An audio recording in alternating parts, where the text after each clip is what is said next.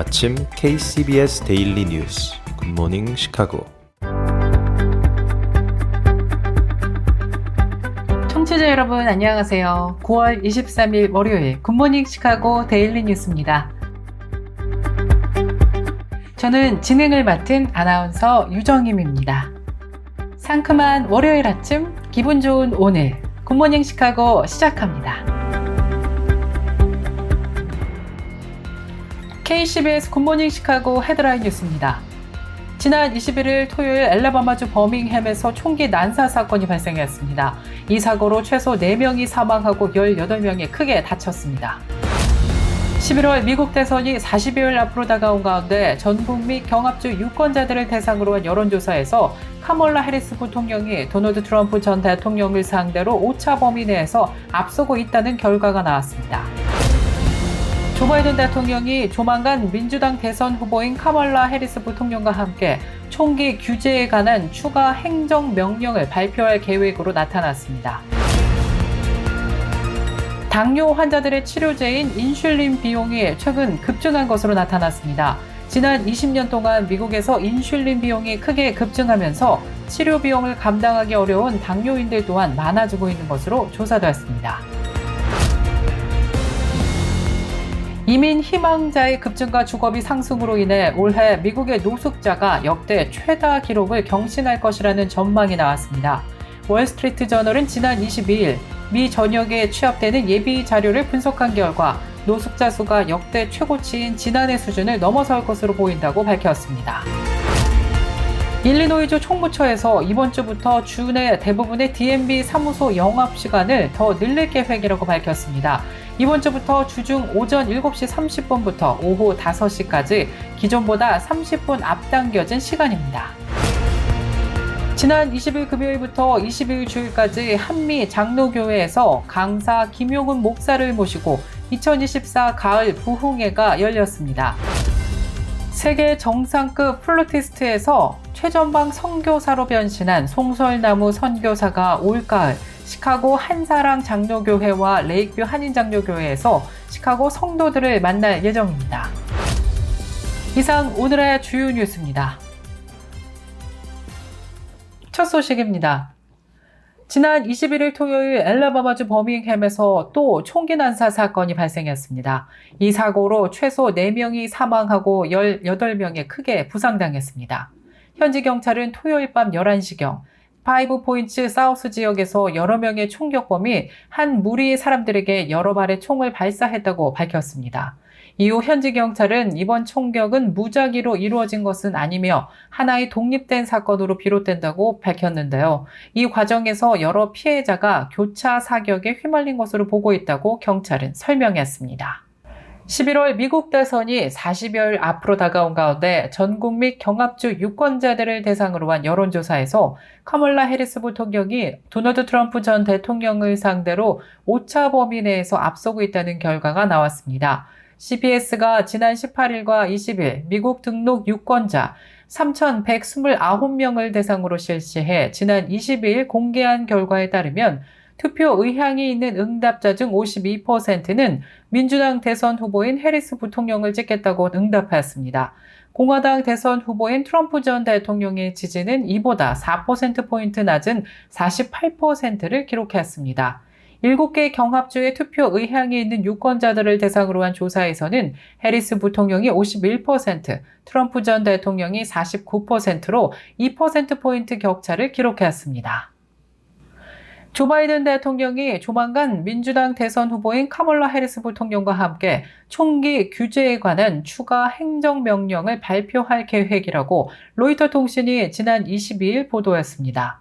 백악관에 설치된 총기폭력 예방 사무실의 책임자인 스테파니 팔드먼은 로이터 통신에 이 같은 내용을 전하면서 세부 내용은 정확하게 공개하지는 않았습니다.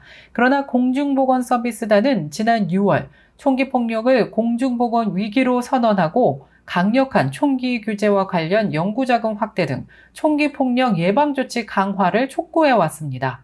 미국에서는 총기 규제를 둘러싼 논란이 끊이질 않고 있는 가운데 올해 대선에서도 논쟁적인 이슈가 될 것으로 떠오르고 있습니다.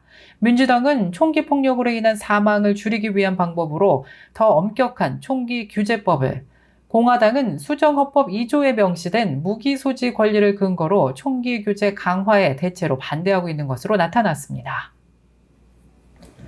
당뇨 환자들의 치료제인 인슐린 비용이 최근 급증한 것으로 나타났습니다.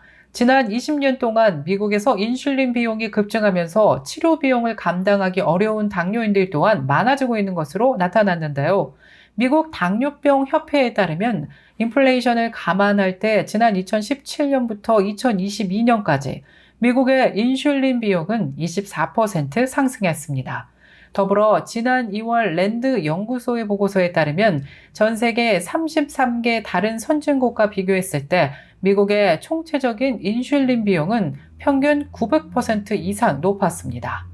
연방거래위원회 FTC는 이처럼 높은 인슐린 가격은 그동안 미국의 처방급여 관리업체, 보험사들이 제약사로부터 수백만 달러의 리베이트를 받기 위해 벌어진 일이라면서 최근 소송을 제기했습니다.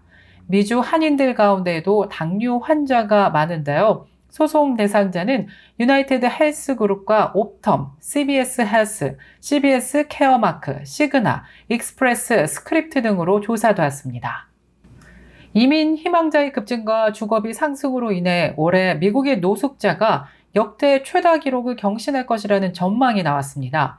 지난 22일 월스트리트 저널은 미 전역에서 취합되는 예비 자료를 분석한 결과 노숙자 수가 역대 최고치인 지난해 수준을 넘어설 것이라고 밝혔습니다. 지난해의 경우 미국에서 단 하루라도 노숙을 경험해 본 사람은 65만 3천 명으로 추산되고 있습니다. 이는 정부가 노숙자와 관련한 통계를 작성하기 시작한 지난 2007년 이후 최다치입니다.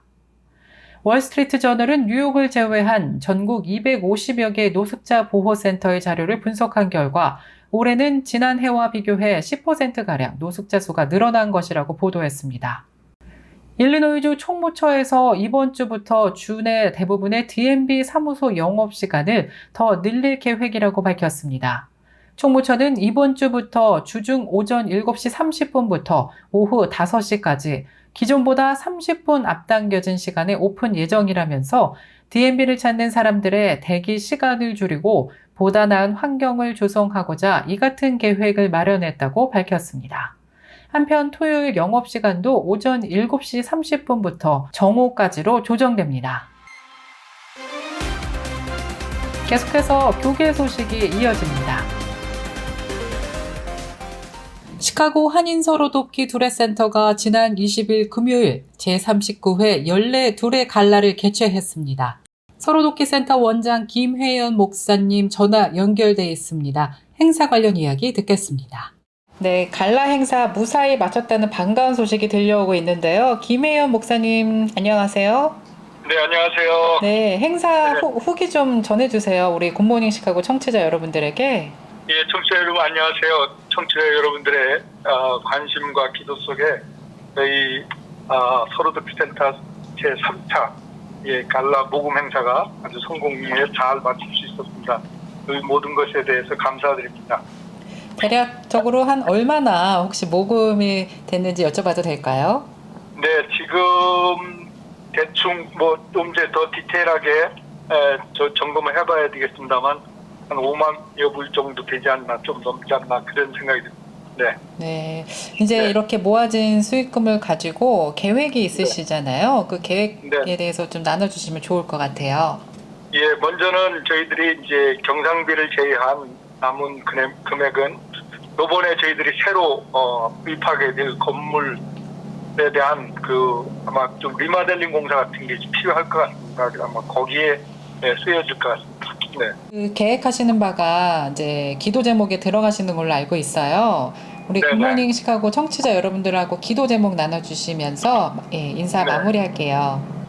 그동안 사용해오던 39년의 건물을 한 달 보름 전, 거의 2달 가까이 다 돼가는데 팔렸습니다. 그래서 이제 새롭게 비전을 가지고 시작할 건물이 필요한데요. 아마 그 건물도 조만간에 정해질 것 같습니다. 이제 이사회에 통과만 되면 건물을 구해서 새로운 곳에서 새로운 비전을 가지고 시작하려는 이거를 위해서 여러분 기도해 주시면 고맙겠습니다. 네. 건물 혹시 위치가 시카고인가요? 이번에 저희들이 집중도 보고 있는 곳은 시카고입니다. 네. 네, 알겠습니다. 감사합니다, 목사님. 감사합니다. 지난 20일 금요일부터 22일 주일까지 한미장로교회에서 강사 김용훈 목사를 모시고 2024 가을 부흥회가 열렸습니다. 하나님을 미소짓게 하는 인생이라는 주제로 열린 이번 가을 부흥회는 시편과 요한복음, 누가복음의 말씀을 통해 하나님 보시기에 성공적인 인생, 하나님의 마음에 합한 삶, 하나님을 미소짓게 하는 고백이라는 주제로 3일간 은혜 가운데 열렸습니다.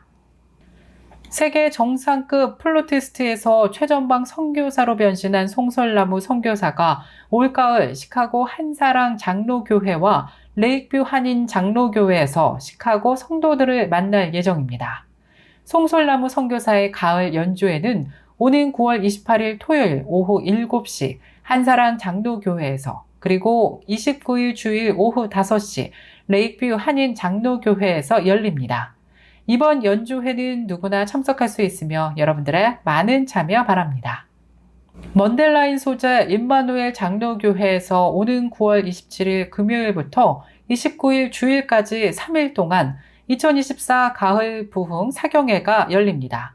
이번 부흥 사경회의 주제는 천국 시민으로 살라이며 강사로는 스프링필드 제1장로교회 류주헌 목사가 나와서 말씀을 전할 예정입니다.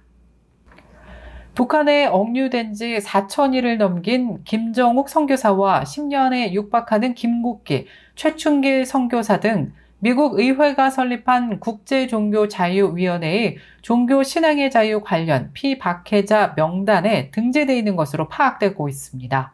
위원회 홈페이지의 프랭크 올프 종교 신앙의 자유 희생자 명단에는 한국인인 김정욱, 김국기, 최춘길 선교사 등이 포함됐으며 위원회는 최근 북한에 금지된 지 4,000일이 되면서 한국 통일부와 미국 국무부가 잇따라 성명을 발표한 김정욱 선교사의 박해 사유로는 종교 자료 소지와 전도 활동, 종교적 활동, 종교적 신념 등을 열거했습니다. 또 현재 상태는 미상으로 분류됐습니다. KCBS 날씨 정보입니다. 23일 월요일 오늘부터 한 주 동안 기온이 점차 내려가면서 선선한 가을 날씨 예상됩니다. 오전에는 구름 끼고 흐린 가운데 곳곳에 비 소식 예보됐습니다. 낮 최고 기온 68도, 밤 최저 기온 62도 예상됩니다. 화요일 하루 종일 비 소식 예보됐습니다. 역시 기온은 조금씩 내려가면서 쌀쌀하겠는데요. 낮 최고 기온 67도, 밤 최저 기온 60도 예상됩니다. 외출 시 우산 꼭 챙기시기 바랍니다. 날씨였습니다.